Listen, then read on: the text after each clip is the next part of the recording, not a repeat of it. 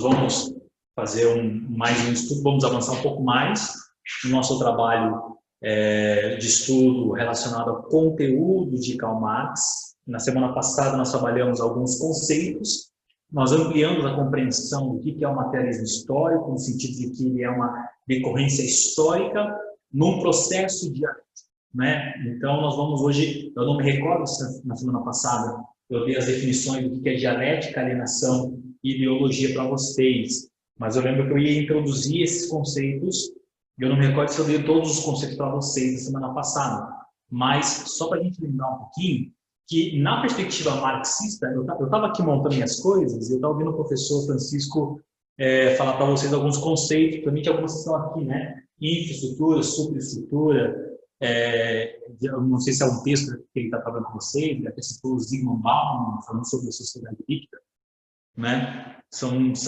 conceitos fundamentais na sociologia e são temas recorrentes em vestibular e Enem.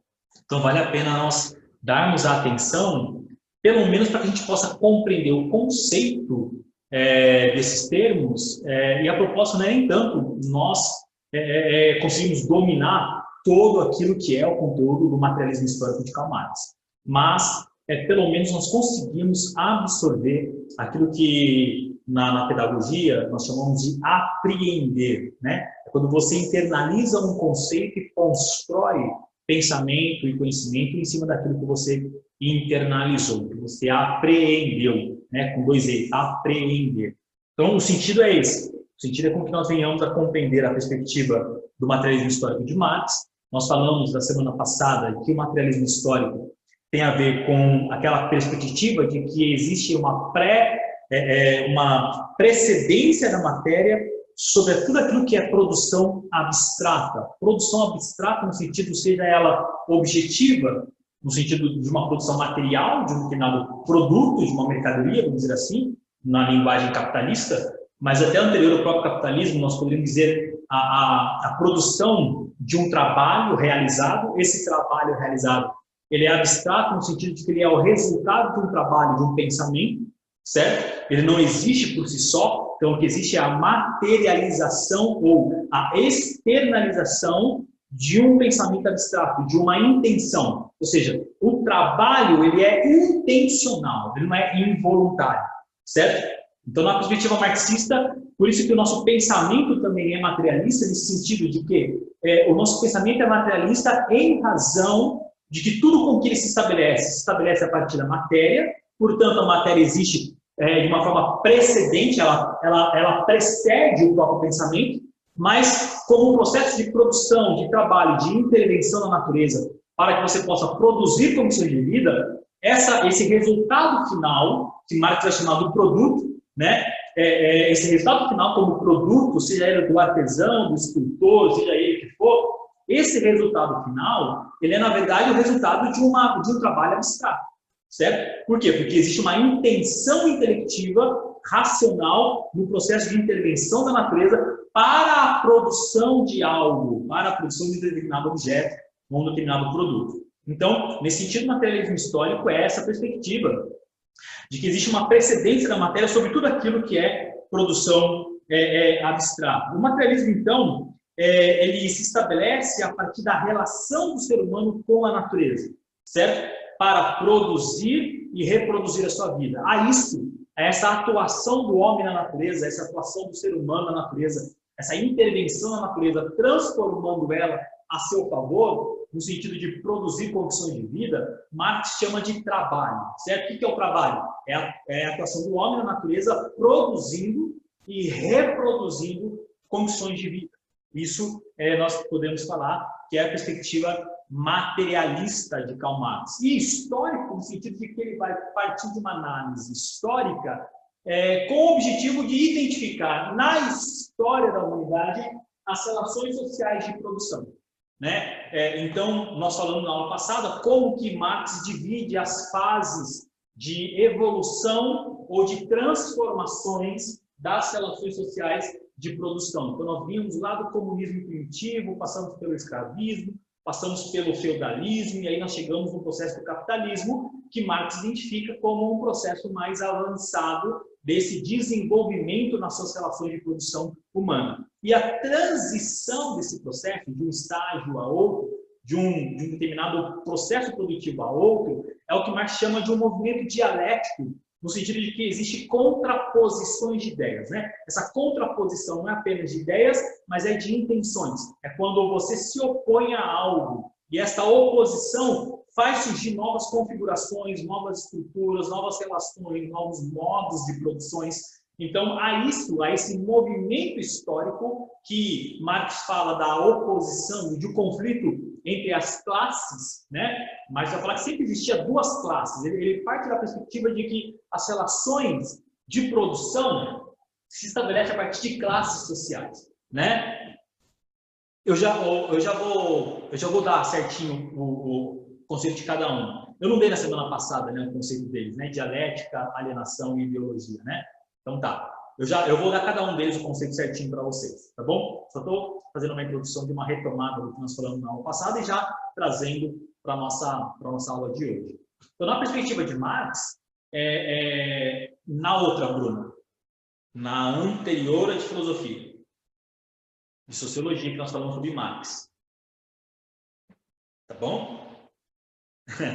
Tranquilo. Então, o que Marx está falando é que aquele movimento de uma fase a outra, de um estágio a outro, né, do comunismo para o escravismo, para o feudalismo e depois para o capitalismo, esse movimento ele se estabelece a partir de oposição, de conflito, certo? Conflito do quê? De classes. Porque existe sempre um grupo de pessoas que Marx chama de dominantes, que vai dominar o processo produtivo, e existe outro grupo de pessoas que Marx chama de dominados, que são aqueles que têm interesses no processo produtivo. Esses interesses são interesses antagônicos, são interesses opostos. E em razão dessa oposição de interesses, né, de uma classe a outra, é que existe o conflito, é o que existe a luta. Por isso que Marx vai falar que a luta, o conflito de oposição de interesses entre essas classes é o que desencadeia um processo de movimento histórico. E nós saímos do comunismo para o escravismo, do escravismo para o feudalismo e do feudalismo para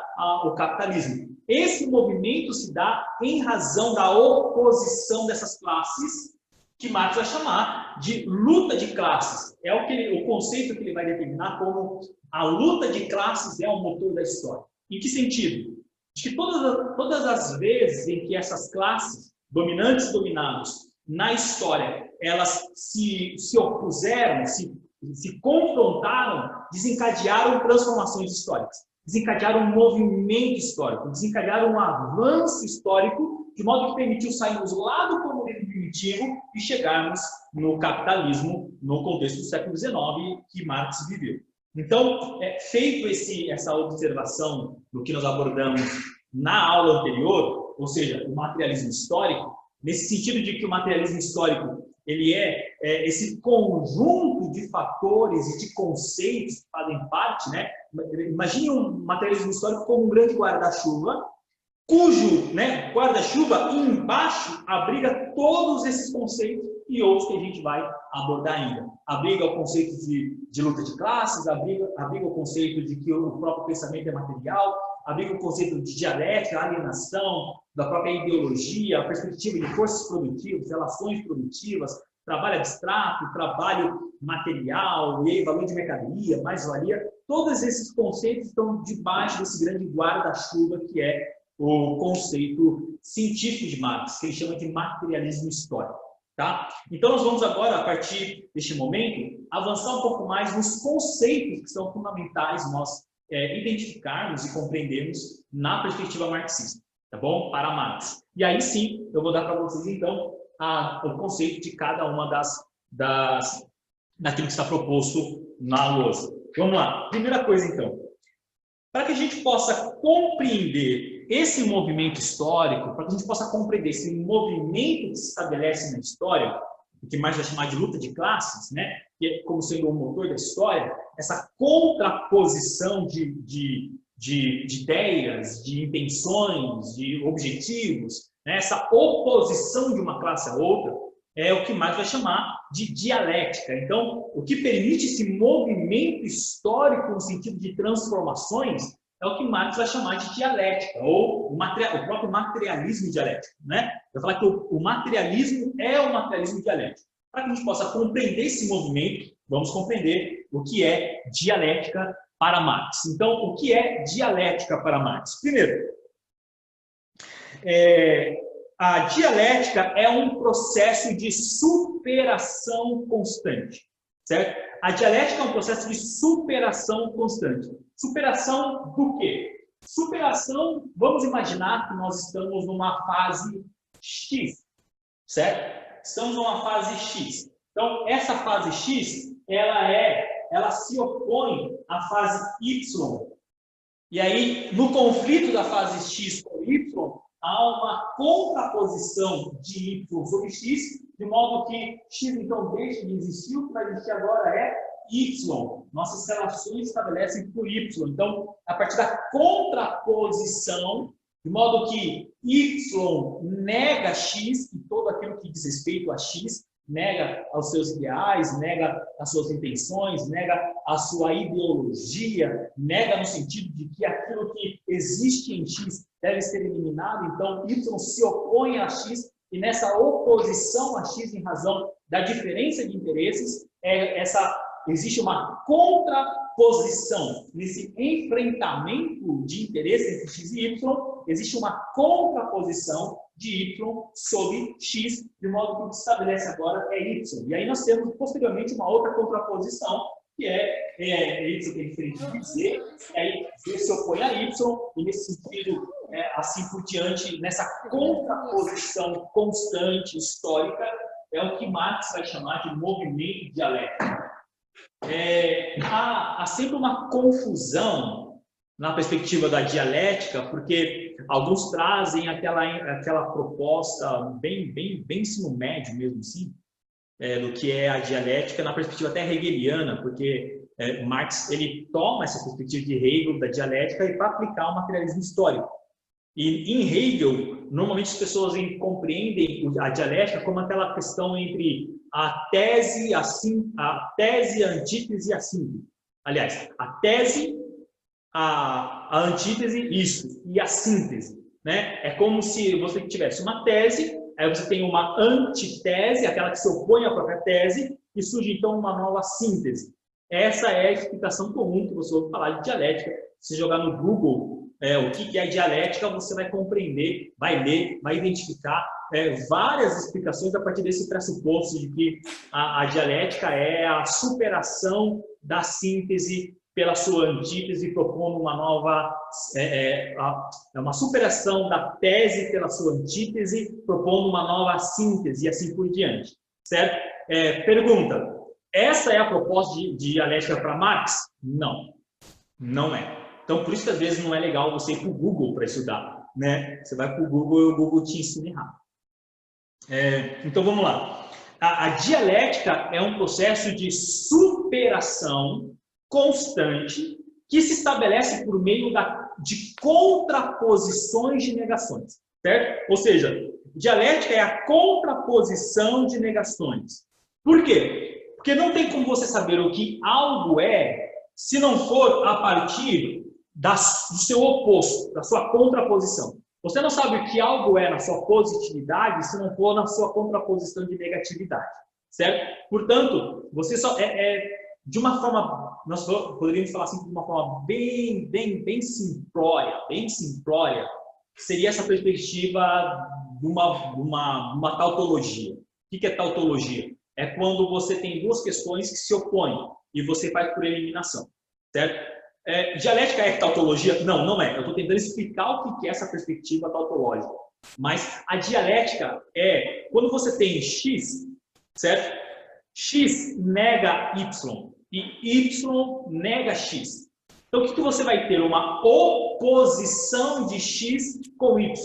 Então, o que é dialética? É a contraposição de negações. Por quê? Porque Y, na sua essência, nega X. Porque Y não é X. X não é Y. E é na contraposição de negações, ou seja, no enfrentamento de conceitos, significados, interesses, aí a gente pode viajar, uma série de coisas, exatamente. Né? O escravismo se opõe ao comunismo e o feudalismo se opõe ao escravismo, o capitalismo se opõe ao feudalismo, ou seja, é nessa contraposição que se estabelece um certo movimento que permite uma nova configuração, uma nova forma de se estabelecer uma realidade, uma nova realidade, certo? Então, o que você tem? Lembra que eu falei para vocês? Na contraposição de interesse, lá atrás, da primitividade, quando você começa a ter o aumento demográfico de pessoas, começa a trabalhar a terra, você tem aí o sedentarismo, domesticação de animais. Nessa proposta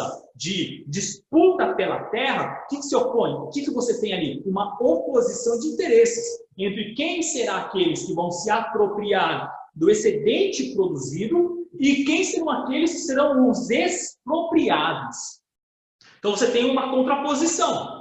Nessa contraposição de interesses, os expropriados da terra se revoltam contra aqueles que se apropriaram da terra.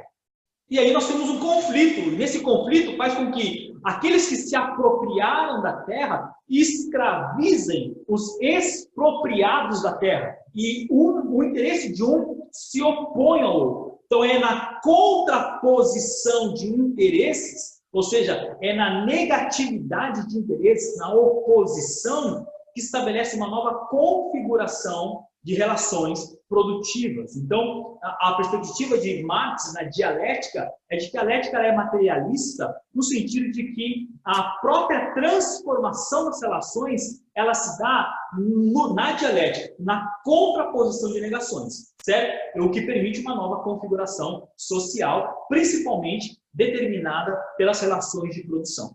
Tá bom? Então, o que é dialética? Dialética é uma superação constante. Né? É nós imaginarmos a própria ciência. O que é a ciência? A ciência ela é dialética. Não existe uma ciência estabelecida universal, certo? Para sempre. Né? Por quê? Porque para que algo seja científico, ele tem que haver a possibilidade da sua contraposição, da sua oposição, da sua negação. Só é científico se você pode contestar. Se pode ser negado. Então, a própria ciência ela é dialética nesse sentido. Porque ontem, meu Deus do céu, há 10 anos atrás, comer ovo era proibido. Comer ovo era proibido. Você comia ovo e falava, você vai morrer de colesterol, não sei o quê, PPP. Não, hoje, os nutrólogos, as nutricionistas falam, coma ovo, porque é proteína pura, coma ovo e tal. Então vai para a academia, pode ir na academia e se panturra de ovo e tal, não sei o quê, come 4 ovos. Por que isso? Por que antes era proibido e agora pode? Porque a ciência é dialética, certo? Olha só, o Vitor falou que come 10 por dia. Meu Deus do céu, não fica perto do cara. Solta, né? Aquela albumina pura. Só da cara de novo. Alguém falou assim, imagina, antes era proibido. Se você fizesse isso há 10 anos, 15 anos atrás, falava, mano, você vai morrer de colesterol. Imagina comer ovo, se panturrar de ovo, imagina. O que aconteceu? Houve uma contraposição, e essa contraposição permitiu agora uma nova realidade, compreensão acerca do ovo, né? Certo. Pessoal, faz um favor para mim, desliguem o áudio, deve ter alguém com o áudio ligado, tá bom? Aí fica saindo aqui, faz estralo para nós aqui. E tem gente que está com fone de ouvido, aí o estralo sai bem no ouvido. Tá bom? Por favor. Fala de novo, uma última pessoa escreveu aqui dialética. Dialética é o quê? Você escreveu aqui?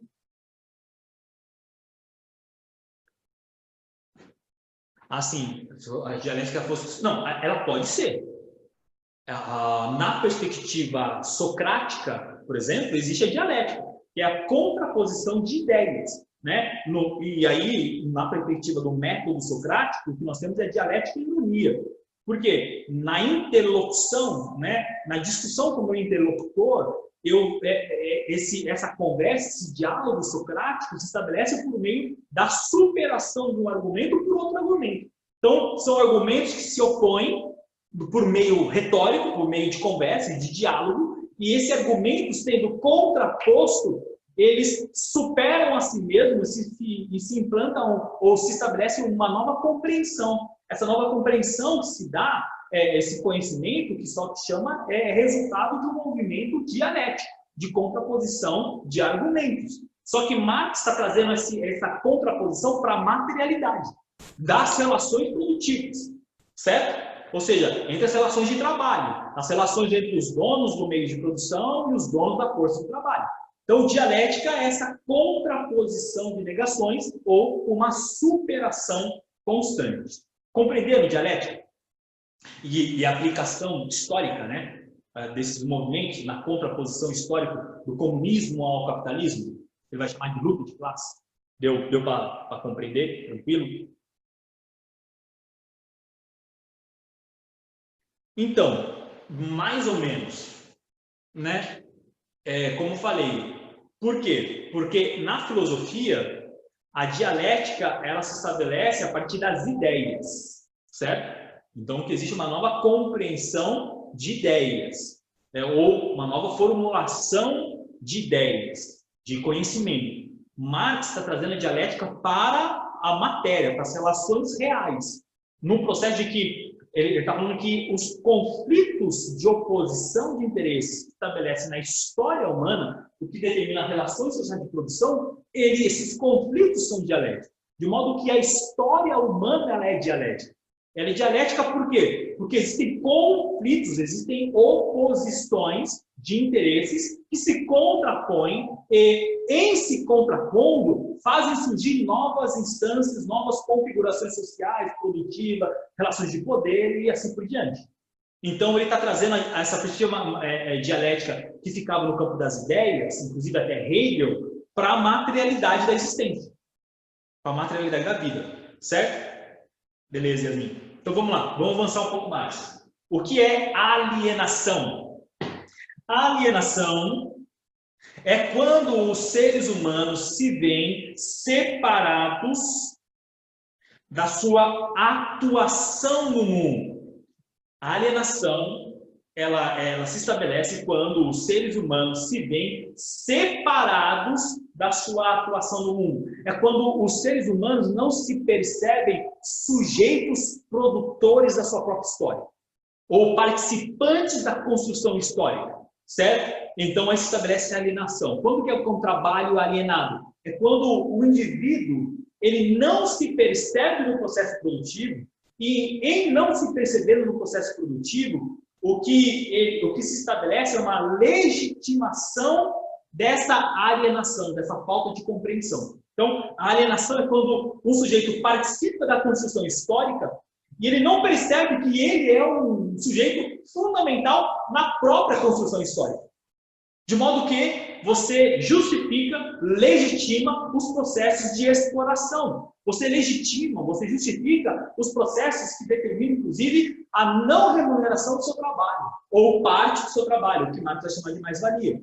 Porque você trabalha e você não se apropria do todo, você se apropria apenas de uma parte. Você é pago apenas por parte do seu processo produtivo. O restante do seu processo produtivo, que demanda do seu esforço, do seu trabalho, né, da sua força produtiva, você não se apropria e você não se revolta com isso. Aliás, você nem percebe. Pelo contrário, você justifica. Você fala, é legítimo esse processo, porque é legítimo que eu receba a sua parte do meu salário, é legítimo que eu faça isso, que eu faça aquilo, porque é assim que as coisas são, e sendo assim que as coisas são, nada muda, e na verdade eu só tenho a força produtiva, é ele que tem os meios de produção, é ele que detém a fábrica, é ele que tem as máquinas, de modo que eu tenho que ser pago literalmente apenas por aquilo que eu me dedico como trabalho. A questão é que quando você para analisar o processo de produção, você percebe que nós produzimos muito mais do que aquilo que nós somos remunerados, certo? A alienação, então, é quando o indivíduo, ou quando os seres humanos se veem separados. Não é quando eles se veem porque eles não se veem. O alienado nunca percebe que é alienado. Aliás, o alienado não sabe que é alienado, certo? Mas o que Marx está falando? Que a alienação ela é literalmente a separação do sujeito da compreensão da sua importância no processo produtivo, ou no processo produtivo histórico, né? Falando do materialismo histórico. Então, na construção histórica, o sujeito não se percebe como alguém participante desse processo. De modo que, se eu me percebesse como um sujeito participante do processo, eu então faria uma intervenção direta nesse processo. ou exigiria aquilo que me cabe de forma integral no processo produtivo.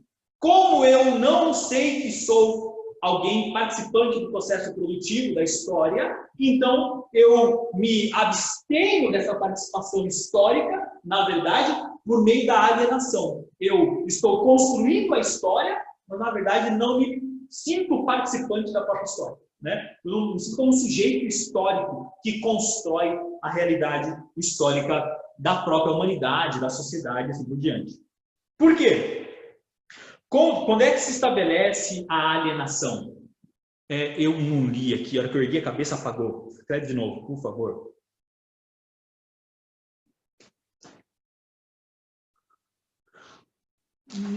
Não é... Acho que de uma forma, se a gente fosse falar de um conceito simplório, talvez, Yasmin. Mas Marx está falando sobre a questão de produção, sabe? De produção mesmo. Ou seja, você, como um sujeito histórico, qual é a importância da sua participação na construção histórica, política, social e econômica do Brasil? Porque se você souber qual é a importância da sua participação política, histórica, econômica e social do Brasil, talvez as suas ações, as suas respostas, a sua militância, o seu engajamento político, engajamento econômico, engajamento social fosse diferente. Entendeu? Se todos nós soubéssemos do nosso papel fundamental no processo de construção da nossa sociedade, talvez nós seríamos muito mais responsáveis na hora de determinar o voto, não faria voto por eliminação, que a gente chama de voto útil. Entendeu? Nós pegaríamos o processo de planejamento político, né, o programa político, vamos ver se esse cara tem uma questão de uma proposta política, mas só enfrentamento ideológico, não tem proposta nenhuma. Tem merda nenhuma como proposta política para o governo, seja para o Brasil, seja para o Estado, seja para o município. Ou seja, se nós tivéssemos a compreensão, isso, né? Se nós fôssemos conscientes é nesse sentido que Marx vai falar mais para frente, que a gente precisa de uma consciência de classe. Né? O que é consciência de classe? Se todos nós que somos explorados... Gente, eu estou explicando Marx, pelo amor de Deus, tá? É Marx, estou explicando Marx. Então, eu estou aqui partindo do pressuposto de que eu estou no sentido da explicação de Marx, então eu tenho que me colocar como marxista.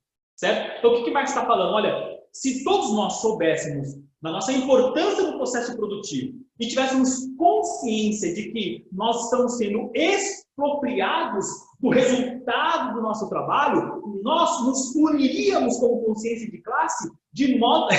É totalmente antagônico. Literalmente. Explicando Marx, o símbolo do Capitão América no peito, né? O símbolo do Capitão capitalista, tal, né? Tudo a ver, tudo a ver. Então, você vê que não tem nada a ver com essas perspectivas ideológicas, né? Eu sou totalmente aquém dessas perspectivas ideológicas. Mas eu estou explicando Marx, então vamos compreender Marx a partir da sua proposta. Alienação, então, acho que é o Fabrício que tem colocado aí, alienação é quando eu não me percebo como participante desse processo. Ou seja, eu sou fundamental, eu sou uma peça fundamental nesse processo, mas, no entanto, não tenho consciência disso. E por não ter consciência disso, eu sou explorado no meu processo de trabalho. Aquilo que Marx chama da minha força de trabalho. Eu sou explorado e, na minha exploração, eu não identifico como exploração, eu identifico como algo legítimo. É aí que vai entrar a perspectiva ideológica, né? Que é a questão da ideologia. Certo? Então, a alienação está, de uma certa forma, vinculada ao próprio conceito de ideologia. Quando é que a alienação se estabelece?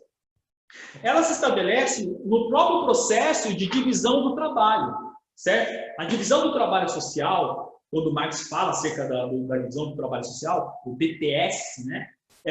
Você percebe que existem aqueles que são os donos dos meios de produção e aqueles que são os donos da força de trabalho. Então, o que aconteceu no processo histórico? O que Marx vai falar? No processo histórico da humanidade, o trabalhador, que era aquele que produzia e se apropriava do resultado do trabalho integralmente, né? Falando, imagina um agricultor que planta e ele se apropria de tudo aquilo que é a colheita do seu plantio. certo? Um escultor que esculpe uma estátua e quando ele termina o seu processo produtivo, ele vende a estátua e ele então se apropria do resultado final, de todo o resultado do seu trabalho.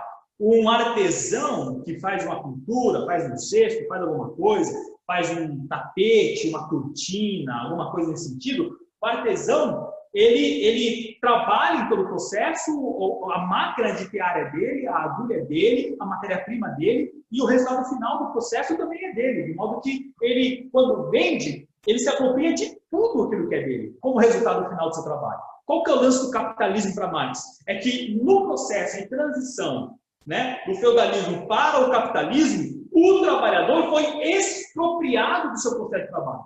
Foi retirado dele os meios de produção. Ou seja, alguém se apropriou dos meios de produção e o trabalhador se viu expropriado, se viu sem. Ele passa a ser agora apenas dono do seu próprio, da sua força de trabalho. Então, eu sou dono da minha força de trabalho. Então, no processo de divisão do trabalho, eu, como sendo dono da minha força de trabalho, o que eu tenho a oferecer é apenas a minha força de trabalho. De modo que, nas relações de produção, por ter apenas a minha força de trabalho, eu não tenho poder de negociação. De modo que as relações que estabelecem negociação entre empregador e empregado, entre os donos do meio de produção e os donos da força de trabalho, sempre vão tomar como pressuposto as limitações e determinações da classe dominante, daquele que detém os meios do controle dos meios de produção. De modo que eu, então, em identificando que ele detém os meios de produção, é legítimo com que ele, então, se aproprie de parte do meu trabalho. E eu não me vejo como alguém participante de riqueza, ou dessa riqueza que é apropriada pelo dono dos meios de produção. De modo que eu me sinto, então, alguém o quê? Alguém limado, alguém que é expropriado, alguém alienado desse processo. Ou seja, o que mais está falando? É que nesse processo de se a nossa vida, o nosso trabalho, ela se dá por meio materialista, ou seja, justamente as relações de trabalho que caracterizam o que eu sou, porque eu só sou ser humano, porque eu sou alguém que utiliza da minha força de trabalho na intervenção da natureza para produzir condições de vida e para reproduzir condições de vida, a isso mais chama de trabalho. Se isso é um processo natural do ser humano, e que é o que caracteriza o que o próprio ser humano é, quando nós percebemos esses processos de transições históricas, o sujeito que trabalha, que é aquele que atua, que exerce força na natureza para transformá-lo, ele não se vê como alguém participante do processo de transformações. De modo que, em cada estágio de transformação histórica, quem vai se apropriar dos meios de produção, das relações de produção e determinar as condições de produção, sempre vai ser a classe dominante, nunca a classe dominada. De modo que a classe dominada, ela se vê sempre como alguém que não participa do processo histórico. Por isso, Marx chama de alienação, certo? Então, a alienação é quando os seres humanos não se veem participantes do processo de produção e da sua própria atuação no mundo e na sociedade, certo? Por que eu falei que a alienação está totalmente vinculada à ideologia? Primeiro, vamos compreender o que é a ideologia. Eu tive um professor na Unicamp, chama Jesus Ranieri. Falei dele para vocês semana passada. Inclusive, foi ele que traduziu esse livro que eu mostrei para vocês semana passada, né? Aqui, ó, tradução de Jesus Ranieri, a tradução do livro Manuscritos Econômicos Filosóficos de Karl Marx. Esse meu professor, Jesus Ranieri, ele fala que a ideologia é a maneira com que se está dando respostas para a percepção do ser na natureza. Isso é ideologia. Como que nós damos respostas à percepção do ser na natureza? Então, como que eu respondo o que eu sou, né? Como eu respondo à minha própria percepção? Como que eu me percebo no processo produtivo? Como eu me percebo no processo histórico? Então, a maneira como eu dou respostas da minha percepção de mim na história, ela é determinada pela ideologia, certo? Então, ideologia é a maneira pelo qual se responde acerca da percepção do próprio ser na natureza, certo? E o que Marx vai falar aqui, a ideologia, ela vai ser apropriada pela classe dominante, de modo que essa classe dominante, aquela que detém o controle dos meios de produção, ela que vai determinar a ideologia a ser aceita socialmente. Ou seja, a ideologia que determina as condições de produção, a ideologia que determina as condições das relações sociais de produção. Ou seja, a ideologia, na verdade, ela é uma concepção invertida da própria realidade. É uma concepção invertida da própria realidade. É aquela falsa consciência, né? O que é falsa consciência? É aquelas ideias tidas como normais e legítimas, né? Quando você fala, olha, é legítimo com que o dono da empresa se aproprie do meu trabalho. Aquilo que a gente chama de lucro, certo? Por que é legítimo que ele se aproprie do lucro? É justamente porque ele é o dono. E eu sou o quê? Eu sou só trabalhador. Né? Então, quando eu falo, olha, é legítimo que ele se aproprie do lucro, mas porque eu sou só o trabalhador, essa é uma perspectiva de uma ideologia que é vendida, uma ideologia que é imposta de forma sutil, cuja ideologia, ela legitima o processo de dominação. Então, ideologia é essa falsa consciência que legitima as relações de produção.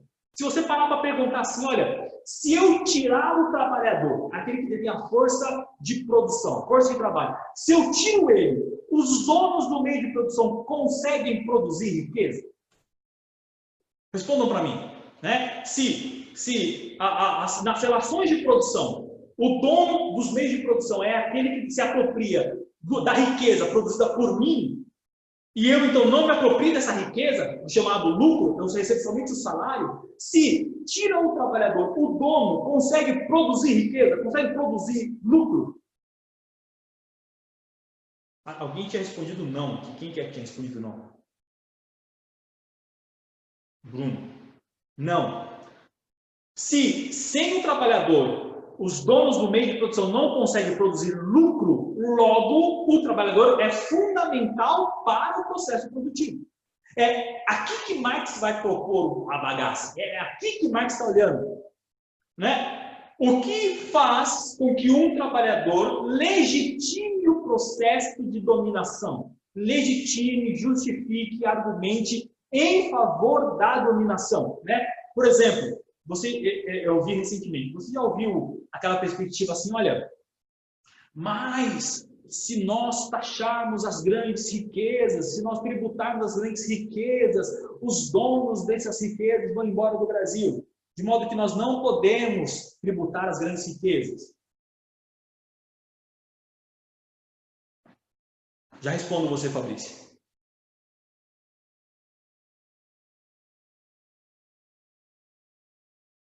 Vocês já ouviram isso? Né? Olha, embora na nossa Constituição de 1988 esteja lá na Constituição a tributação das grandes riquezas, mas você já ouviu esse argumento? Não pode taxar grande riqueza, porque se taxar grande riqueza, os homens ricos vão embora do Brasil e vão investir seu dinheiro em outro lugar. Você já ouviu isso? Em algum momento? Sim ou não? Eu não ouvi isso. Não. Por exemplo, tem gente que nem sabia que no Brasil não se taxa grande riqueza. O Brasil é um dos poucos países que não se taxa grande riqueza. Né? Os Estados Unidos se taxa grande riqueza, a Alemanha taxa grande riqueza, a França taxa grande riqueza, a maioria dos países europeus taxam grande riqueza. Por quê? Porque é ali que está um recurso maior dos impostos.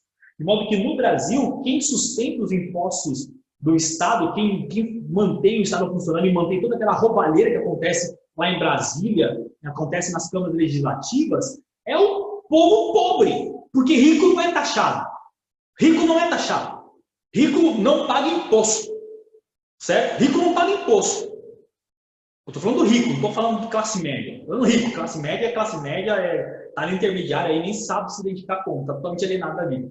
Eu estou falando de rico, rico. Rico não é taxado. E eu já vi pessoas de classe média baixa defendendo a não taxação da grande riqueza. Eu falo, cara, por que você está defendendo a não taxação da grande riqueza? Ele fala, não, porque se nós taxarmos a grande riqueza, os caras vão embora. Eu falo, cara, isso depende da riqueza dos caras, vai embora. Não, porque ele não vai investir. Se ele não investir, não vai ter emprego. Se não vai ter emprego, não vai ter trabalho. Se não tiver trabalho, se não tem renda. Se não tem renda, não tem consumo. Se não tem consumo, não tem movimento no mercado. E todas aquelas explicações, né?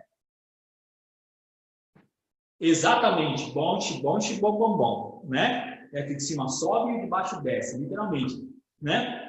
Exatamente, Maria. A ideia dessa classe média faz parte dessa alienação. Por quê? Pergunta, a França, ela taxa a grande riqueza, certo?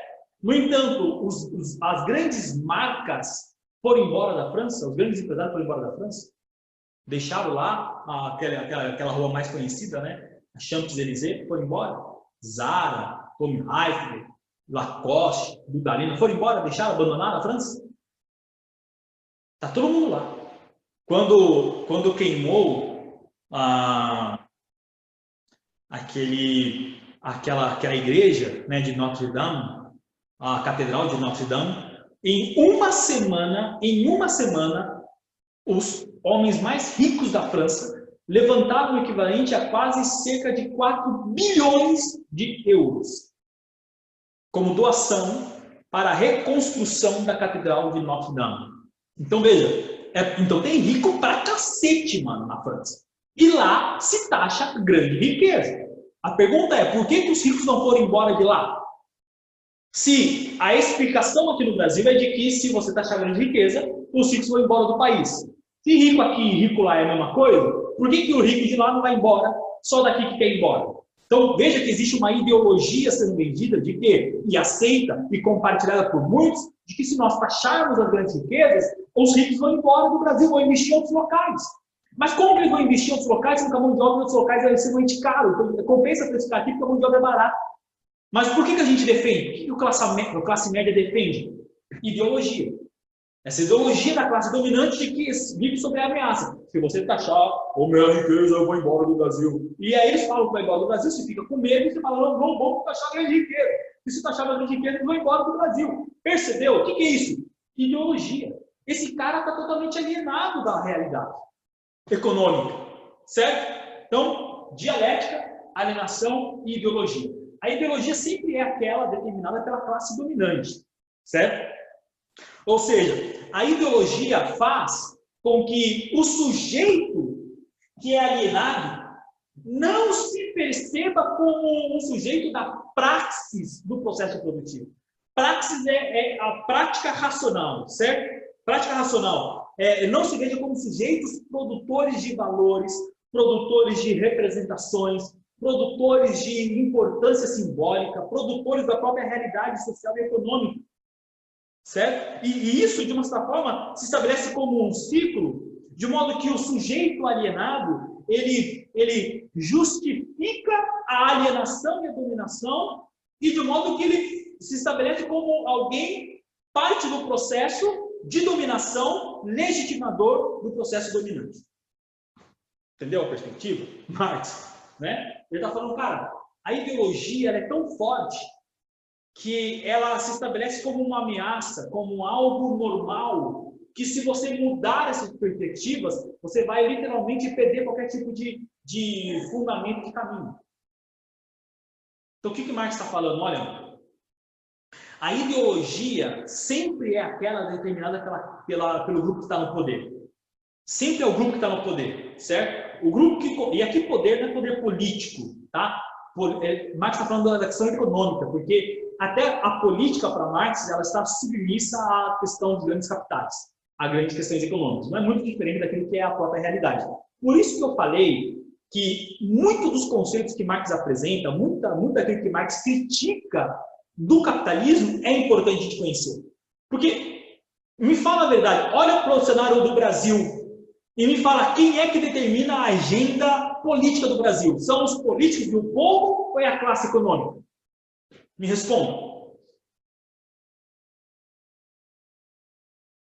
Os políticos estão a serviço de quem? Do povo ou da própria classe econômica?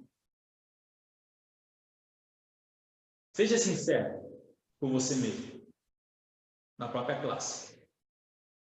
Né? Seja sincero com você mesmo, não se torne um alienado no processo.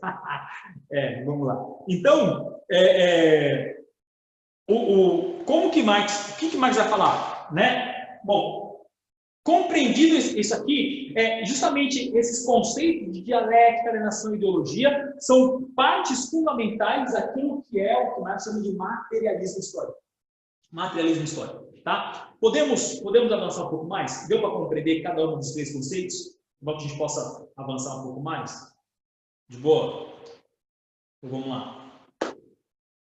Então, outros dois conceitos para Marx, né? Se as relações se estabelecem e essas relações elas são determinadas por grupos que estão em oposição, de modo que essa oposição permite o próprio movimento, o que Marx está falando é que chegará um tempo no próprio capitalismo em que esse conflito vai se estabelecer novamente. Certo? Esse antagonismo vai se estabelecer e o movimento dialético vai, então, configurar uma nova realidade social. Então, ele está falando, olha, nós somos divididos em dois grupos sociais, duas classes sociais, no processo produtivo atual, que a gente chama de capitalismo. Quando nós olhamos o capitalismo, o que nós percebemos?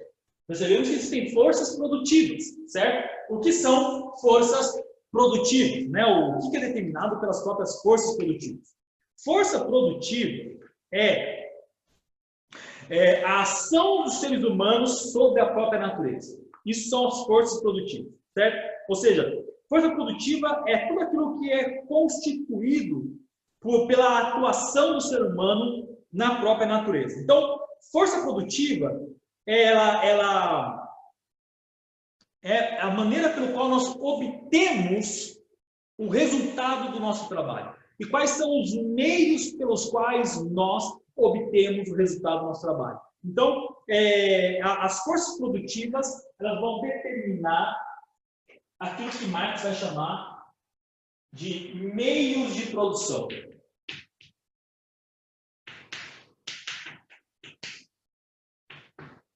Meios de produção, certo? Meios de produção. Então, força produtiva é a soma dos meios de produção. Quando nós falamos dos meios de produção, estamos falando de matéria-prima, estamos falando de infraestrutura, estamos falando de instrumentos de produção, isso são os meios de produção, certo? Então, estamos falando de a divisão técnica do trabalho. Então, o trabalhador, ele participa do processo, então o trabalhador ele é meio do processo de produção. Os donos dos meios de produção também estabelecem nas relações do meio de produção, certo? A matéria-prima pelo qual nós utilizamos para poder produzir o nosso produto, as habilidades intelectivas que nós utilizamos para poder implantar na natureza para o processo produtivo, tudo isso é meios de produção, certo? Meios de produção, então, todas as ações dos seres humanos sobre a natureza, seja ela por meio de matéria-prima, seja ela, então, por meio de instrumentos de produção. A isso nós chamamos de forças produtivas. Força produtiva é tudo aquilo que é determinado ou a soma dos meios de produção. Matéria-prima, força produtiva, instrumentos de produção, a força de trabalho, tudo isso é força produtiva. Soma dos meios de produção. O que são meios de produção? É a maneira pelo qual nós nos organizamos para produzir algo. Então, como que nós nos organizávamos para produzir no comunismo primitivo, né? Na caça e coleta? Como que nós nos organizávamos para produzir no escravismo? Qual era o meio de produção? Do feudalismo, qual era o meio de produção? Né? Então, a força produtiva diz respeito à soma dos meios de produção. Força produtiva por quê? Porque é justamente quando esses meios de produção se relacionam, quando eles são postos em relação, certo? Estabelece uma força que desencadeia o processo produtivo. Essas forças de produção, ou seja, é o que gera o conceito de propriedade privada. É aqui que vai determinar o conceito de propriedade privada, né? Até porque, para que a gente possa compreender o conceito de propriedade privada em Marx, nós temos que compreender a maneira pela qual essas forças produtivas se estabelecem. Por quê? Porque nós temos dois grupos. Para Marx, nós temos um grupo que detém o controle dos instrumentos de produção e a posse da matéria-prima. E nós temos um outro grupo que detém apenas o controle da força produtiva ou força de trabalho, certo? Então, nós temos dois grupos. Esses grupos, para que a produção possa ocorrer, para que a produção de bens, de objetos possa ocorrer, esses grupos têm que se relacionar. É na relação desses grupos que nós temos, então, o processo produtivo. Então, nós temos aqui aquele que detém o controle da propriedade privada, e aqui, então, o que é propriedade privada para Marx? Propriedade privada é tudo aquilo que se estabelece como relações de produção, ou aquilo que é utilizado para a produção. Então, nós aqui hoje entendemos propriedade privada para o senso comum. Propriedade privada é meu celular, propriedade privada é o meu anel, é o meu bracelete, o meu colar, o meu óculos, o meu relógio. Isso é propriedade privada para nós. Meu carro é minha propriedade, minha casa, certo? Isso aí, para Marx, não é propriedade privada. Para Marx, propriedade privada é aquilo que é utilizado como um processo produtivo, certo? Então, a sua casa, se você só dorme, cozinha lá para a família e você vive lá dentro, isso aí não é propriedade privada para Marx. Agora, se na sua casa você estabelece, na sua cozinha, um processo produtivo para vender quentinhas, né, para produzir doce, para vender, então essa cozinha é um processo produtivo, ela é um meio de produção, tem relações ali para o processo de produção, portanto ela passa a ser então uma propriedade privada. Numa fazenda, né, eu vou para o sítio, chega lá no sítio, eu tenho minha casa de veraneio, quero só descansar, eu vou para lá de vez em quando, tem umas 5, 6 cabeças de boi, de gado, eu tiro lá apenas o leite, a vaca leiteira, tiro o leite, bebo, faço queijo em casa, tal, não sei o quê, tenho uma extensão de terra, planto um pouquinho de milho para fazer um curau, fazer uma pamonha, da hora, que negócio e tal. A pergunta para Marx é: isso aí é propriedade privada? Não. Não é por quê? Porque essa fazenda não é utilizada para o processo produtivo. Agora, se você produz em larga escala, tem todo o maquinário que você utiliza para o processo produtivo, depois que você colhe, você vai para o mercado, parece que está vendendo no mercado, né? Então a sua fazenda passa a ser uma propriedade privada. Então, propriedade privada é tudo aquilo que se estabelece para o processo produtivo, certo? Seja ela bens, seja ela matéria em si, ou seja, ela intelectual, no meu caso, né? O meu estudo, a minha aula é uma propriedade privada. A gente chama de propriedade privada intelectual, né? A intelectualidade é uma propriedade privada, certo? De modo que se eu coloco um artigo na internet, escrevo um artigo de alguém tipo Decotelli, tá ligado? Né? Decotelli, ou Ricardo Vélez, né? O cara escreveu 22 livros, os 22 não foi ele que escreveu, né? Ele se apropriou de outro, inclusive escreveu com um cara que morreu em 1800, olha que legal, né? Ricardo Vélez, o primeiro ministro da Educação do governo atual, no ano passado, né? Então o cara está se apropriando de uma propriedade intelectual. Por quê? Porque é minha, certo? É minha propriedade. Então, eu estou utilizando para o trabalho, para o processo acadêmico, então ela é minha. O que eu estou falando aqui é minha, essa aula aqui é minha propriedade. Não é do poliedro, é minha. Entendeu? Por quê? Porque eu estou dando aula. Eu estou utilizando a minha intelectualidade para poder explicar esse conteúdo. De modo que essa minha aula passa a ser uma propriedade intelectual. Não pode ser veiculada sem autorização, não pode ser veiculada sem ter a minha autorização, ou que se me dê os créditos, né? Esse aqui é o professor Juliano. Não pode. Propriedade intelectual. Então, isso é propriedade de tudo aquilo que é utilizado no processo produtivo, como meio de produção. Certo? E é justamente, então, nesse meio de produção entre aquele que... Sim, se você utiliza o computador para o trabalho, para a venda, compra, isso aí, né? Você faz arte para poder subir e você oferecer produtos no mercado, no e-commerce, uma propriedade privada. Seu computador é propriedade privada. Agora, se você utiliza só para estudar, está lá, sem acesso à internet, rede social, não é nada. Não é propriedade privada. Tudo aquilo que está vinculado ao meio de produção. Tá bom? Agora, para que a produção possa ocorrer, você tem que ter relações sociais de produção. Então, essas relações sociais de produção vai definir as classes sociais. E para Marx, dois grupos. Sempre, dois grupos. Para Marx existem dois grupos. Quais são os dois grupos para Marx? Alguns eu já falei aqui. Né? Qual é o primeiro grupo? Fala aí. O que você acha?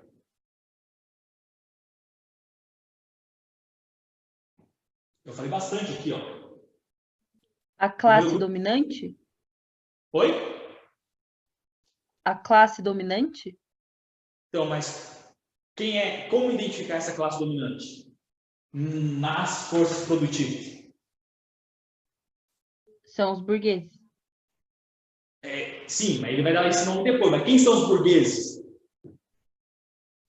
São as pessoas que detêm os meios de produção. Exatamente. Então, são os donos dos meios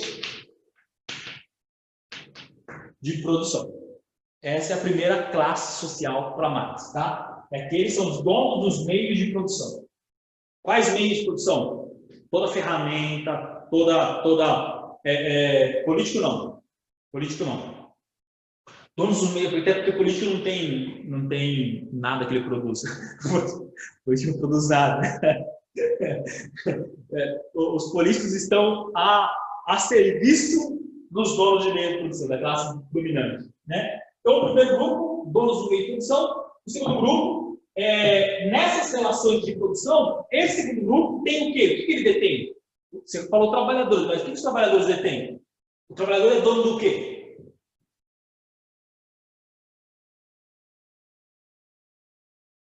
Da força de trabalho. Força de trabalho.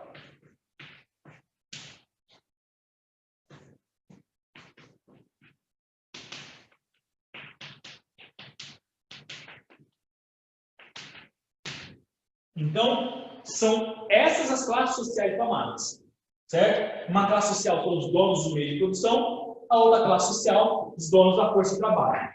A esse aqui, Marx vai chamar de burguês,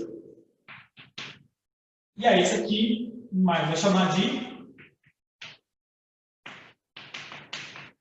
proletário. Você sabe por que proletário? Vocês já se perguntaram por que Marx chama de proletário? Porque tem prole, tem muitos filhos, é isso? Exatamente. Porque ele foi expropriado de tudo aquilo que era para o processo produtivo. A única coisa que ele tem é a sua prole. Então, como a única coisa que ele tem é a sua prole, então o que ele é o proletário, aquele que detém apenas como propriedade a sua prole, ou seja, sua descendência, seus filhos. Ele não tem mais nada. De modo que tudo aquilo que antes era dele, artesão, agora passa a ser posse dos burgueses. Oi? Esse conceito foi desenvolvido por Marx ou ele trabalhou em cima de um conceito que já existia? Esse conceito é cunhado por Marx. O de proletário. Isso. Nós temos aqui o conceito burguês já era utilizado antigamente, né? Lembrando que quando você tem lá o renascimento comercial, século XVI, tem a ascensão da classe burguesa, que eram os comerciantes. Esse burguês do século XVI não é o mesmo burguês que Marx vai chamar aqui. Tá? Esse burguês aqui, para Marx, é os donos dos meios de produção. É aqueles que se apropriaram dos meios de produção. É aqueles que, nas relações do processo produtivo, destituíram os trabalhadores, adquiriram, compraram dos trabalhadores, diria Adam Smith, compraram os trabalhadores no meio de produção e deixaram os trabalhadores apenas com a sua força de trabalho. Então, aqui nós estamos falando do operário urbano, certo? O operário. E aqui estamos falando dos donos da empresa, né? São os burgueses. É difícil as pessoas compreenderem, inclusive, quem faz parte hoje da burguesia, né? Quando a gente pensa em burguesia, a gente pensa que a burguesa é aquele que frequenta shopping, né? Esse que burguês é aquele que vai comprar uma calça da Levi's, aquele que vai comprar uma camisa da Dudalina. Esse é o burguês. Para Marx, não. Burguês é aquele que tem é proprietário do dono dos meios de produção. Ele é dono dos meios de produção. Ele é proprietário dos meios de produção. Certo? Eu lembro que eu estava dando uma aula uma vez sobre Marx e uma aluna virou para mim e falou assim: professor, quem que é o burguês? Eu Falei, é aquele que detém o controle dos meios de produção. E não importa qual é o valor da remuneração do trabalhador, certo? O trabalhador, ele sempre vai ser um proletário. Os burgueses seria quem que você colocou aqui?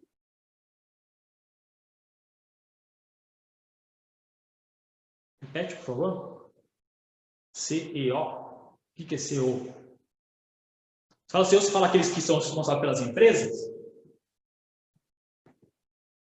Então, eles são proletários também. Entendeu? Para Marx. Né? A questão marxista professor, como que eu sei, Marx, como que eu sei se eu sou proletário ou burguês no processo de produção? Marx diria, você é alguém que presta serviço e é remunerado pela prestação de serviço? Sou, então você é proletário. Ah, mas eu ganho 50 mil por mês. Foda-se, você é proletário. Dane-se, desculpa. Dane-se, você é proletário. Por quê? Porque não importa o valor da sua remuneração pela força de trabalho. A questão é qual é o papel que você exerce no processo produtivo. Se o papel que você exerce é aquele que vende a sua força de trabalho, então, nisso que eu estou falando que eu tinha uma aluna que falou assim, não, mas meu pai é advogado. Eu falei, tá, e aí? Ah, não, meu pai ele tira 30 mil por mês. Eu falei, tá, mas e aí? Meu pai não pode ser proletário, meu pai é burguês. Por que seu pai é burguês? Porque meu pai ganha 30 mil. Eu falei, seu pai é proletário é 30 mil, não é proletário. É proletário. Ganha 30 mil, não é proletário. Certo? É proletário, tão proletário que está tão alienado que se acha burguês. Só porque ganha 30 mil.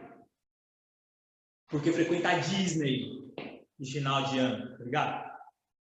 É burguês, acho que é burguês porque frequenta a Disney. Não é proletário frequentando a Disney, não é proletário. Então, o que Marx está falando? Burguês é aquele que detém o controle dos meios de produção. No Brasil, hoje nós poderíamos identificar na perspectiva marxista o burguês como os bancos. Afinal de contas, as empresas, quase todas elas, estão alienadas ao banco.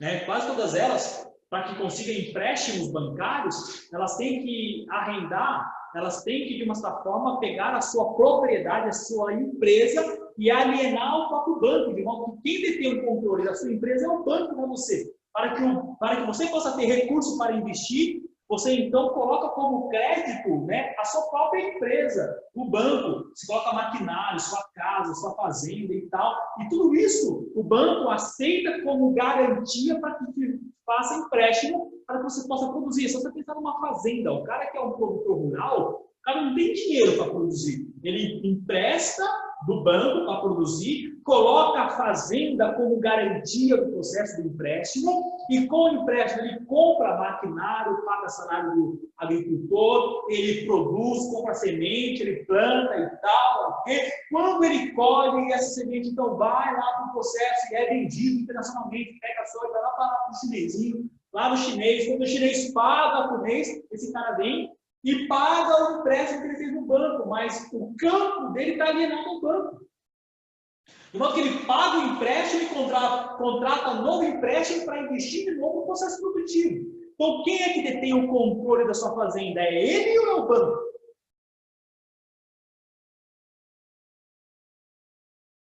Entenderam? Mas então, nesse contexto, professor, não existem burgueses além dos bancos, é isso? Eu estou falando atualmente no Brasil, pensando nesse sentido. Entendeu? Se burguês é aquele que controla os meios de produção, aquele que possui os meios de produção, então as empresas, para poder produzir, contraem empréstimo do banco e aliena os seus meios de produção ao banco. De modo que se a empresa quebrar, se ela tomar um calote, o que o banco faz? Se o cara da empresa toma um calote, o que o banco faz com a empresa desse cara? Ah, eu não sei, professor. Olha o banco, ó. O banco vai pegar a tua empresa, vai vender teu maquinário, vai vender teu prédio, para poder quitar a dívida que você tem com o banco.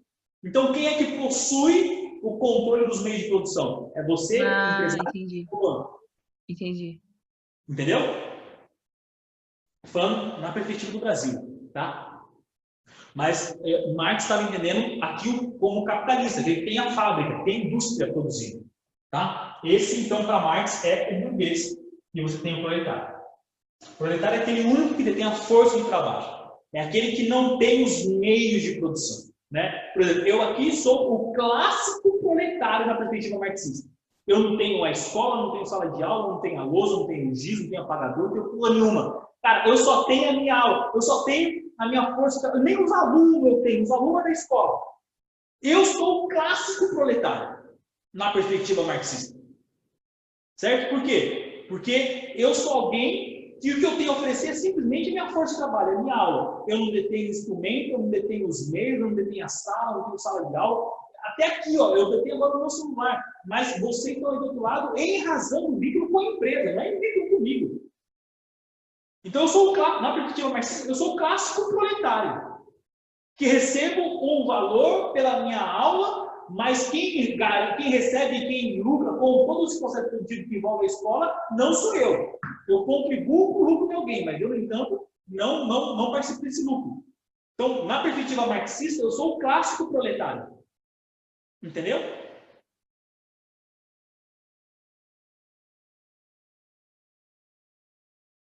Podemos avançar mais um pouco? Professor, na perspectiva das cooperativas, existe participação nos lucros, né? Como funciona isso melhor? Então, depende em que sentido você fala de cooperativas, né? Eu tenho um amigo, por exemplo, que tem uma cooperativa de recicláveis, que ele é o presidente da cooperativa já há 25 anos. É ele que detém o maior controle do processo produtivo e é ele que ganha o dinheiro. Ele reparte apenas parte do que ele lucra com os cooperados. Então, nesse sentido, ele montou uma cooperativa, mas, na verdade, quem é o dono dos meios de produção? Ah, entendi. Então é uma fake, né? Não é exatamente cooperativa. Literalmente, o cara não quis montar uma empresa privada. Ele montou uma cooperativa de recicláveis, pegou todos os catadores de recicláveis de Bragança e região aqui. O que ele faz? Ele ganha nas custas dos catadores. Os catadores são os chamados cooperados, ganham um percentual, mas esse cara está na presidência da cooperativa há 25 anos. Então, que raio de cooperativa é essa que está na presidência há 25 anos? Os cooperados não têm rotatividade na liderança da cooperativa. Por isso que a União Soviética, a União Soviética não deu certo, né? O socialismo da União Soviética, porque o Partido Comunista Russo, o bolchevique, assumiu o poder e fechou os cercos só neles. Quem comandava era eles, quem governava era eles, quem determinava as coisas eram eles e o povo. Dane-se o povo vai fazer aquilo que ele está mandando. É só você imaginar o Partido Comunista Chinês, o PCC, na China. Quem que manda lá? É o Partido Comunista Chinês, olha Hong Kong. Quem que manda as leis, quem determina as leis? A população participa? Não participa. Que raio de comunismo é esse? É a mesma perspectiva da cooperativa. Se na cooperativa que você tem uma rotatividade, um processo de gestão, e você tem todos os cooperados participando do processo de tomada de decisões, de compra e venda dos recursos que advém a cooperativa, aí sim eu poderia falar que essa cooperativa ela é cooperativa.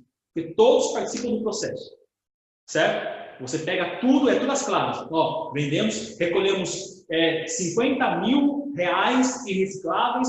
O nosso custo do processo produtivo foi 25 mil reais.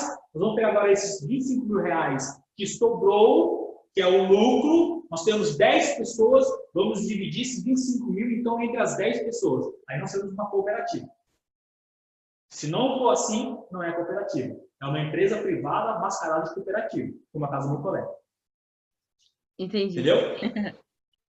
Tá bom? Vamos avançar? 2 conceitos para a gente finalizar a aula de hoje. Tá? Essas relações de produção, Marx vai falar que elas se estabelecem na perspectiva da sociedade a partir de 2 outros conceitos. Aquilo que ele vai chamar de infraestrutura e superestrutura. Vocês estavam ouvindo falar um pouco com o professor Francisco na aula anterior. Né? Infraestrutura e superestrutura. Bom, o que é infraestrutura? Infraestrutura é a união das forças produtivas e das relações sociais de produção, certo? Infraestrutura é a união de todas as forças produtivas e das relações sociais de produção, é o que Marx chama de infraestrutura, tá? Então, é a união desse com esse.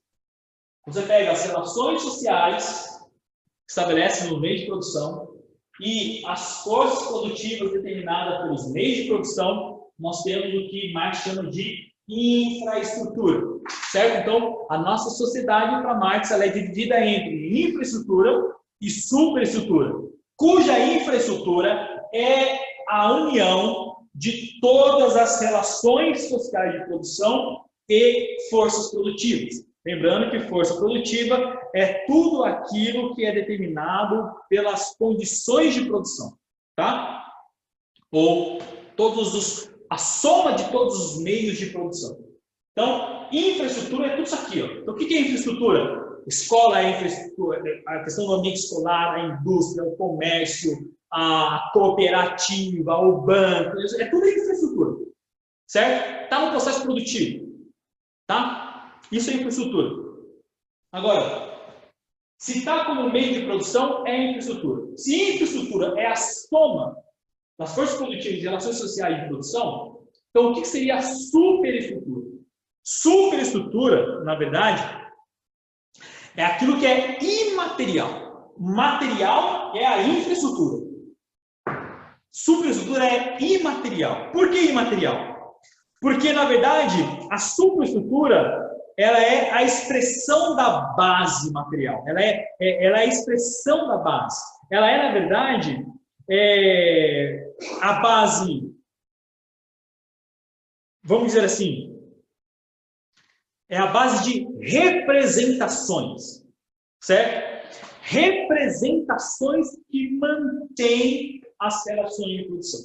Então, infraestruturas é a soma de todas as forças produtivas e relações sociais, e superestruturas são as representações, naquilo que a gente chama de representações culturais, representações políticas, representações sociais, representações econômicas, representações também ideológicas, tá? São aquilo que a gente chamaria de visão de mundo, né? Então, superestrutura ela é representado pelo conjunto de ideias. Superestrutura ela é representada pelo conjunto de ideias morais, jurídicas, políticas, estética, religiosa. Então, a igreja é superestrutura.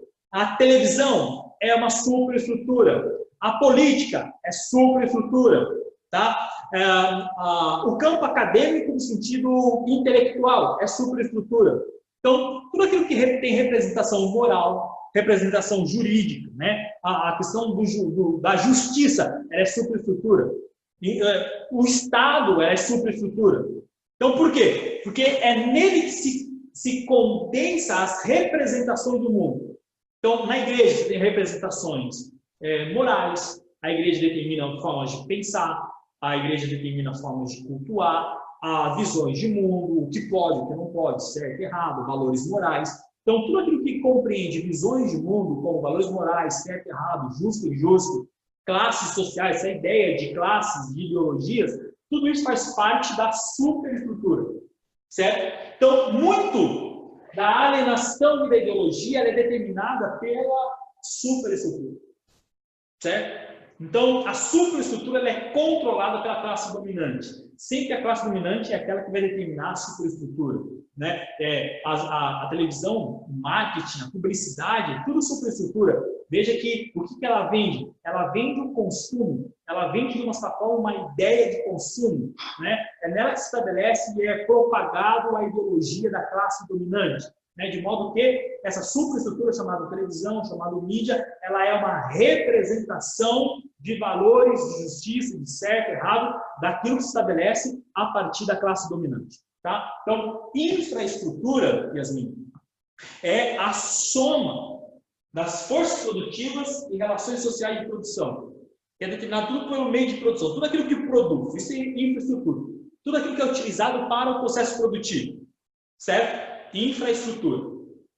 Então, a fazenda, banco, o comércio, as indústrias. Repete aqui que você colocou aqui embaixo. O seu comentário, o último comentário, quem fez, não deu para ler o nome. Então, aí você está misturando Marx com Weber. Aliás, com Durkheim. Certo? Durkheim vai chamar de fato social aquilo que é exterior ao indivíduo que age sobre ele. Certo?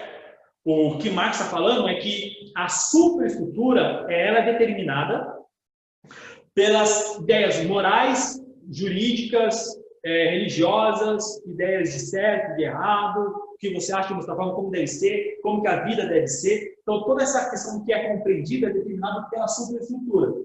Então, o Marx está falando que sempre a superestrutura, aquilo que é determinado pela superestrutura, ela é determinada pela classe dominante.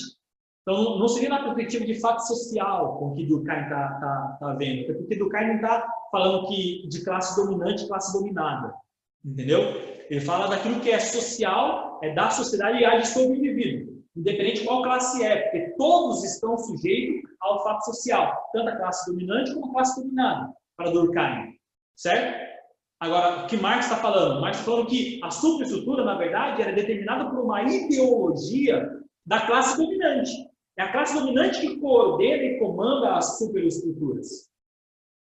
Entendeu? De modo que a superestrutura legitima a dominação da burguesia. Por exemplo, o Estado. O Estado é a clássica representação da defesa dos interesses da burguesia. O que é a força policial do Estado? Polícia militar, guarda municipal? Tem a obrigação de defender o patrimônio, a propriedade privada. De quem? Da própria burguesia.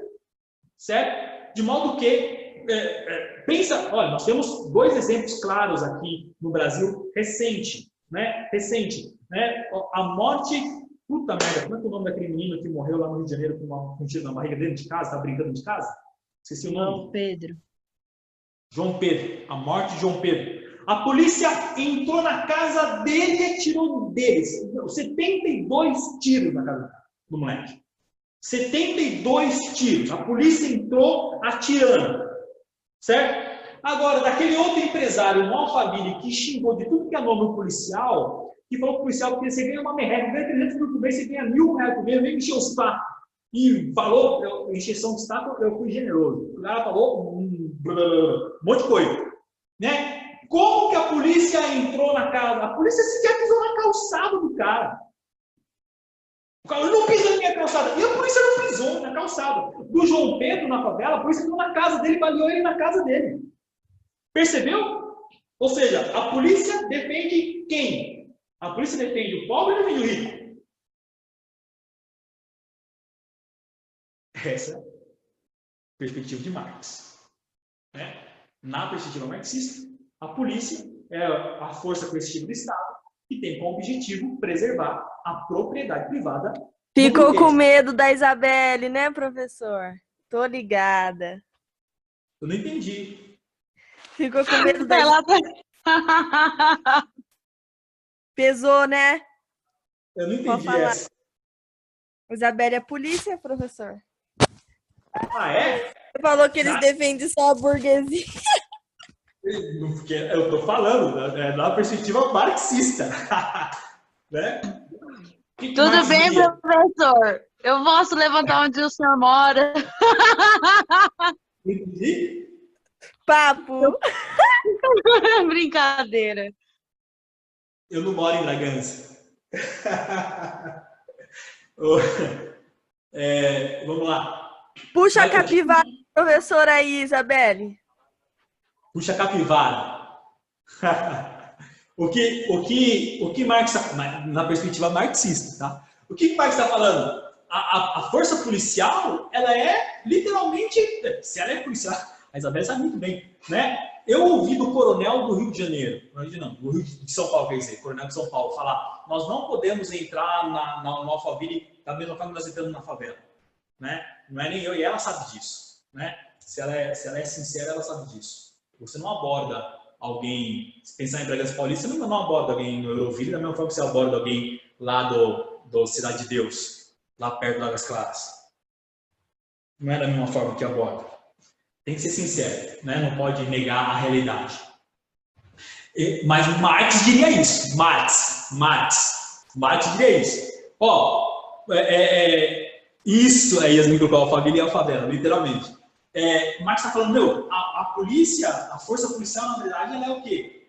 Ela é o exército, ela é, na verdade, o braço coercitivo do Estado para defender os interesses da classe burguesa. Então, as leis do Estado são para defender os interesses da classe burguesa.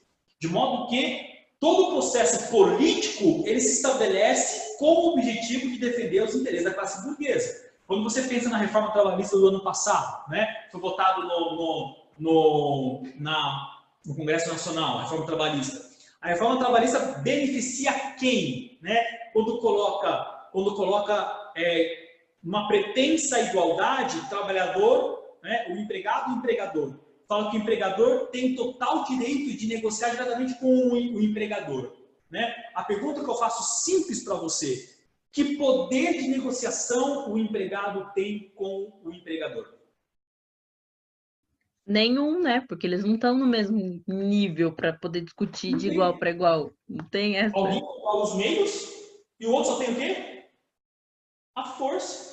Se você falar assim, não, ó, te pago R$100 o dia. Você fala, não, para mim trabalhar aqui, só aceito se for 250. O que o empregador vai falar para você? Tchau e benção. Vai, tchau. Né? Imagina, imagina eu chego aqui, o dono do colégio Poliedro, falar para mim assim, do cursinho: Juliano, eu não gosto da forma com que você dá. E eu falo assim: o problema é seu, a minha aula é assim mesmo e vai ser assim toda aula. O que eu vou ouvir? Juliano, passe na RH, falar com a Kika. Né? Passe na RH. Aí agora imagina sendo o contrário. Eu chego na sala do dono daqui do cursinho e falo para ele assim: eu não gosto da forma com que você administra aqui o cursinho. Então, para mim, essa forma de administração não está certa, deveria ser outra. O que ele vai me responder? Passe na RH, falar daqui. Entendeu?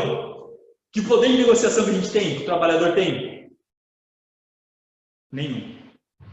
Então, dessas relações de oposição, né, que Marx está falando, olha, a superestrutura ela é determinada, então, literalmente, gente, passe na RH, ela é determinada pela classe dominante. E por isso que a superestrutura, aquilo que você tem como ideologia, como você tem um pensamento, aquilo que se faz vender como certo, se legitima como certo, a superestrutura é que determina a própria alienação e a própria ideologia a ser vendida e oferecida, seja na mídia, na televisão, no jornal, na revista, seja na igreja, seja na própria justiça, na ideia do que você defende como certo e errado, na ideia que você defende quem tem direito e quem não tem direito. Tudo isso é determinado por uma certa ideologia que é apresentada e representada nas superestruturas sociais.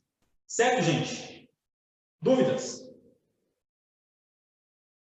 Professor, a ideologia que atua sobre um certo grupo social não é uma só, né? Ela pode ser mais de uma.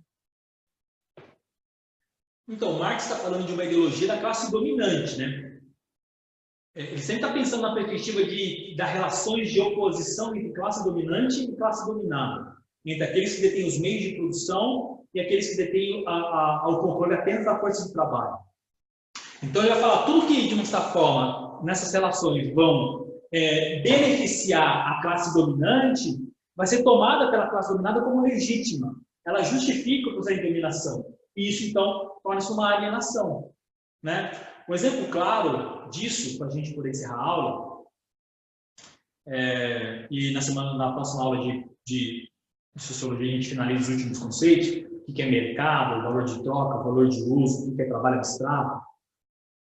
Um exemplo claro, imagina você ir num restaurante, né? Eu vi um professor dando esse exemplo uma vez. O professor falava assim, ó, eu fui almoçar num restaurante e eu gastei muito dinheiro, era muito caro o restaurante. E aí, enquanto terminei o almoço, enquanto estava saindo do almoço do restaurante, o garçom veio conversar comigo, perguntou se eu gostei e tal, não sei o quê. O professor disse, eu respondi para ele, gostei, mas achei muito caro. Aí o garçom falou assim, quanto que você bebeu? Você bebeu alguma coisa especial, alguma bebida aqui? Aí o professor disse, não bebi. Então eu sei exatamente quando você gastou, e o que você gastou é muito mais do que o meu salário que eu recebo aqui por mês. Aí o professor perguntou para ele, mas parece justo você viver a partir de uma perspectiva que você sabe que algumas pessoas podem gastar numa refeição muito mais do que você ganha por mês? Aí o garçom falou, sim, é justo, afinal de contas, quem frequenta esse ambiente como o senhor é tudo doutor, é tudo gente fina, é tudo gente, né, fina, é tudo gente da estudada e tal. Eu sou só um garçom do Nordeste e tal, então é legítimo, eu não pude estudar, não tive tempo para estudar, então vocês que tiverem tempo para estudar, é legítimo que vocês, em razão do estudo, tenham melhores condições materiais, pelas melhores condições materiais você tem salários melhores, então é legítimo que vocês venham aqui e frequentem esse ambiente.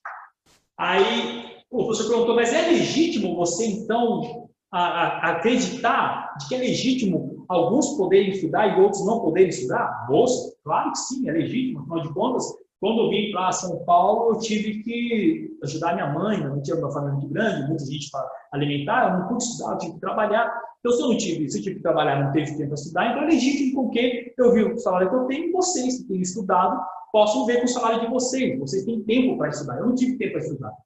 Então veja que na resposta do garçom, a cada certo que o professor dava, o garçom respondia que sim. Ou seja, o garçom está totalmente alienado e dominado por uma ideologia. Ele achava justo o professor gastar não sei quantos R$1.000 numa refeição, ele com a família dele, num restaurante caro em São Paulo, somente porque ele estudou, teve melhores condições de vida e o garçom não. Então, é justo, é legítimo. Esse é o clássico exemplo de uma dominação, de uma ideologia dominante, que é vendida e oferecida sempre sobre a superestrutura, certo? Então, a superestrutura é uma dimensão imaterial e a infraestrutura é a dimensão material das relações do processo produtivo. Certo, gente? Dúvidas? Nenhuma? Ô, professor, Oi. tipo assim, acreditar que você precisa estudar para ser alguém na vida seria uma alienação? Ou não? Bom, pensando dessa forma assim, porque isso que é vendido pela classe dominante. Se você não estudar, você não vai ser ninguém. De certa forma, é aquela coisa de que as pessoas estão sempre tentando ser o patrão, né? Então, acho que talvez seja uma ideologia. Por quê? Porque eu quero assumir o lugar do patrão. Então, isso passa a ser uma ideologia, porque eu acredito que esse é o estilo de vida correto, essas relações sociais são corretas, então, de modo que eu quero estudar para que eu possa chegar um dia a ser membro da classe dominante, para que eu possa, então, exercer uma dominação sobre outros. Então, o estudo é meio pelo qual eu legitimo esse processo de dominação. E aí Entendeu? vem de novo uma alienação, porque você deixa de enxergar os trabalhadores até como pessoas, né? Porque se você quer ser alguém na vida quando você chegar naquele lugar, então agora, nesse momento, você não é alguém. Exatamente. Então, é legítimo com que quem está lá só está lá porque ele estudou, então eu tenho que traçar o mesmo caminho para que eu possa fazer e eu vou reproduzir o mesmo processo. Isso é alienação. Certo? Ô, Isabelle, tudo isso é só na perspectiva marxista, tá? Fica tranquilo, professor. Eu não guardo rancor, não, viu? Tô brincando, gente. Olha, no fim, eu tinha passado para vocês. Eu tinha passado. Tô rachando o bico. Eu tinha passado para a gente colocar risos aí também. Eu tinha passado para vocês os exercícios na outra aula sobre Karl Marx, e nós não fizemos todos, porque nós não tínhamos feito todos os conteúdos e conceitos que Marx havia proposto, tá bom? Então, ó, o que eu quero sugerir para vocês aí, para vocês fazerem?